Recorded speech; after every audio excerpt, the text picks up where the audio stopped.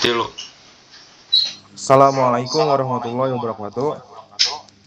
Kami dari kelompok 6 Pendidikan Pancasila akan mempresentasikan hasil PPT yang sudah kami buat yang berjudul Identifikasi Keseimbangan Pancasila Indonesia. Kelompok kami sendiri ada Fahir, Haikal, Naufal, dan juga Mujali.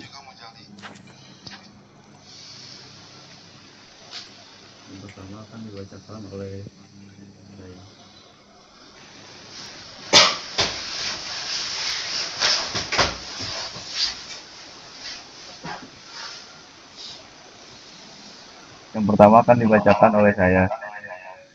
Yang pertama, Pancasila sebagai bentuk keseimbangan.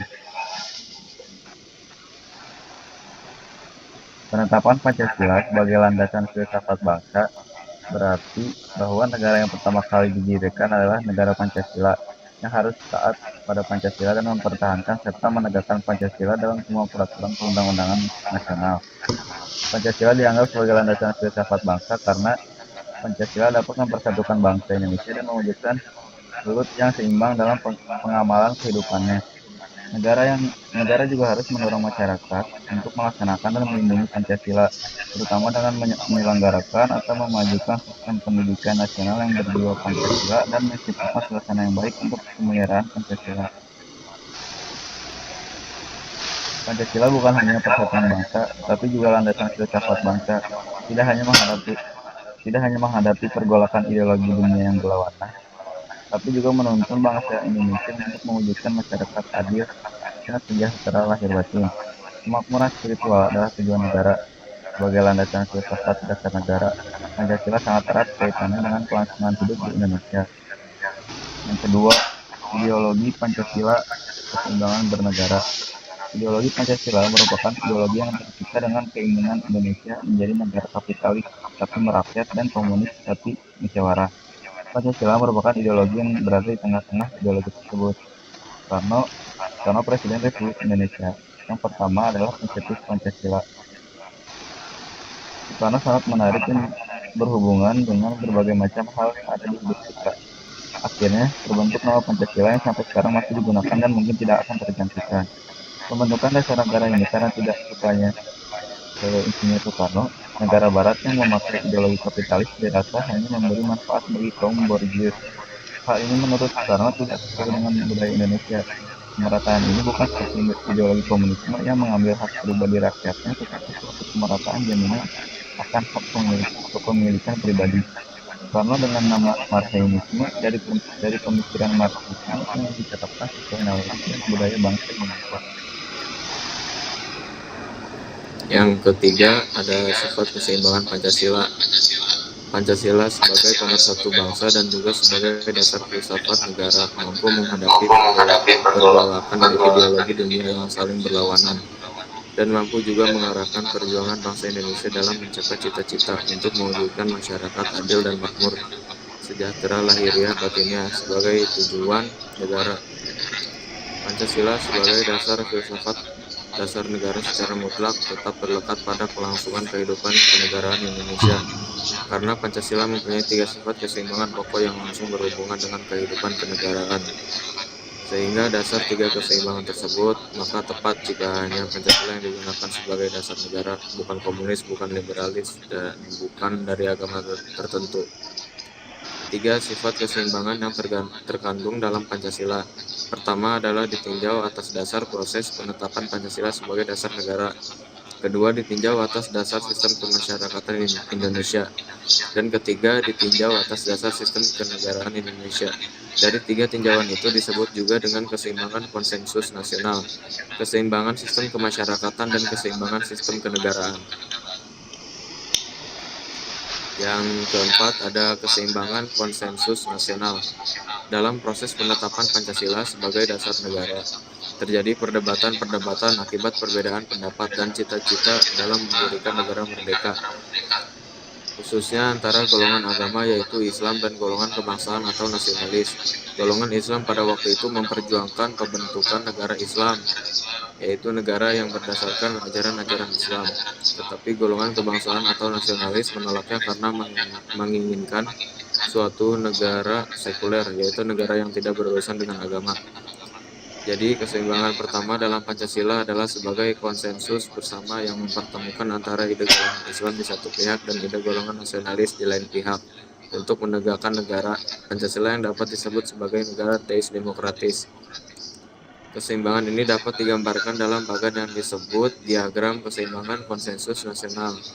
Konsensus itu dicapai tidak hanya karena semua pihak secara mendalam menyadari perlunya persatuan, tetapi juga karena Pancasila memuat unsur-unsur yang dijunjung tinggi oleh semua golongan dan lapisan masyarakat Indonesia yang merupakan kesatuan nilai-nilai luhur yang menjadi kepribadian Indonesia. Yang kelima, ada keseimbangan sistem masyarakat. Sistem kemasyarakatan Indonesia pada dasarnya adalah menyeimbangkan antara sifat individu dan sifat sosial. Yang keduanya merupakan sifat kodrat manusia. Mementingkan salah satu sifat kodrat akan menimbulkan ketidakseimbangan dalam kehidupan bangsa Indonesia. Suatu masyarakat jika hanya mementingkan sifat individu yang berlebih-lebihan akan mewujudkan sistem masyarakat yang individualis dan liberalis, yang selalu menonjolkan hak-hak individu, mengabaikan hak bersama, sehingga sering timbul juga hak individu yang dapat menguasai hajat hidup orang banyak. Jadi, sebagai keseimbangan ini dapat dinyatakan bahwa Pancasila merupakan sintesis antara dasar-dasar kenegaraan modern tentang sistem demokrasi dengan tradisi lama kehidupan bangsa Indonesia, yaitu sistem musyawarah mufakat. Untuk menegakkan negara modern, keseimbangan ini menunjukkan juga bahwa Pancasila adalah terbuka untuk penafsiran baru yang berasaskan kodrat manusia. Keseimbangan ini dapat digambarkan dalam bentuk bagan yang disebut diagram keseimbangan sistem kenegaraan. Selanjutnya ada Pancasila sebagai bentuk keselarasan bangsa Indonesia. Indonesia terdiri dari berbagai ras, bahasa, dan agama. Secara spesifik, suku Jawa merupakan ras terbesar dengan jumlah penduduk 41,7% dari total penduduk Indonesia. Moto nasional Indonesia Bhinneka Tunggal Ika, berbeda tapi tetap satu, memiliki arti keragaman sosial dan budaya yang membentuk satu negara kesatuan. Indonesia merupakan negara dengan agama yang majemuk karena tidak hanya menganut satu agama tetapi juga lebih dari satu agama dan keyakinannya. Artinya setiap orang Indonesia dapat dengan bebas percaya pada agama dan mengajar sesuai dengan keyakinannya. Dalam Pancasila, Indonesia memiliki nilai jaminan hak atas kebebasan beragama dan berkeyakinan. Pancasila dikatakan sebagai alat pemersatu kebebasan beragam di tanah air. Pertama-tama Nilai Ketuhanan Yang Maha Esa menetapkan Pasal 28E ayat 1 dan Pasal 29 sebagai dasar negara, hukum, hak, dan kewajiban warga negara Indonesia dalam kebebasan beragama. Di mana dalam makna sila Pancasila dan penjelasan Undang-Undang Dasar 1945 tersebut tertulis bahwa setiap orang Indonesia bebas memilih agama yang dipercayainya, tanpa ada unsur paksaan dari pihak manapun, dan juga tidak diperbolehkan mengganggu umat lain yang sedang melakukan ibadah.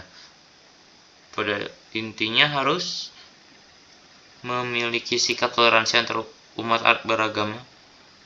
Konten ini selanjutnya ada Pancasila, pilar utama dalam pembangunan bangsa Indonesia, yang akan dilanjutkan oleh Hasan.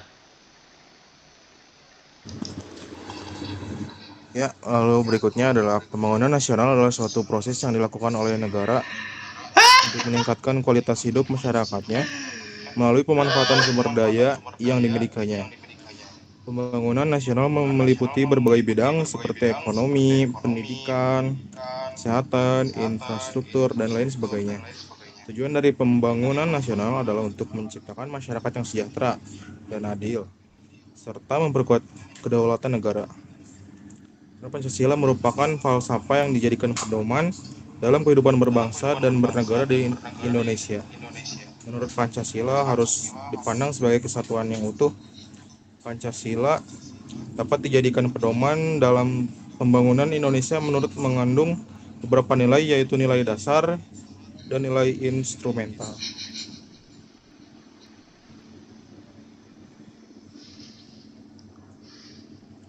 Selanjutnya kita identifikasi sila Pancasila. Seperti yang kita tahu, Pancasila itu memiliki 5 sila, dan 5 sila tersebut bersifat merangkul dan saling melengkapi. Dan berikut adalah upaya untuk mengidentifikasi keseimbangan Pancasila. Dari sila pertama yaitu keseimbangan terjadi dengan memastikan penghormatan terhadap berbagai kepercayaan dan agama di Indonesia. Jadi tidak adanya dominasi agama tertentu dalam pengambilan kebijakan negara. Jadi adil gitu lah.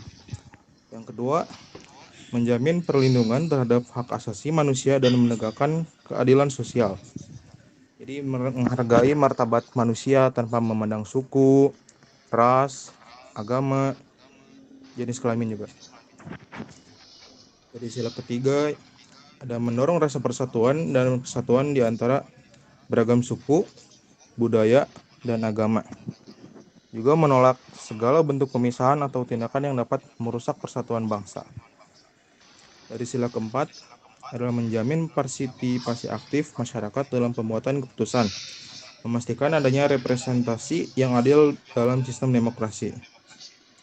Sila kelima adalah sila terakhir, mendorong distribusi kekayaan yang adil dan peningkatan kesejahteraan masyarakat secara merata, menyediakan akses yang sama terhadap pendidikan, kesehatan, dan peluang ekonomi. Lalu yang terakhir adalah kesimpulan. Jadi demi menyeimbangkan Pancasila, itu memerlukan penyegaran, pemahaman, dan aktualisasi nilai-nilai Pancasila untuk menangkal berjangkitnya beragam ancaman ekstremisme dan eksklusi sosial, yaitu dengan menguatkan nilai-nilai ketuhanan yang berkebudayaan, kebangsaan yang berperi kemanusiaan, serta demokrasi permusyawaratan yang berorientasi keadilan sosial. Indonesia diharapkan mampu menghadapi perkembangan baru dengan suatu visi global yang berkearifan lokal. Jadi ya, sekian dari kelompok kami, kelompok 6. Izin undur diri, mohon maaf bila ada kesalahan. Wassalamualaikum warahmatullahi wabarakatuh.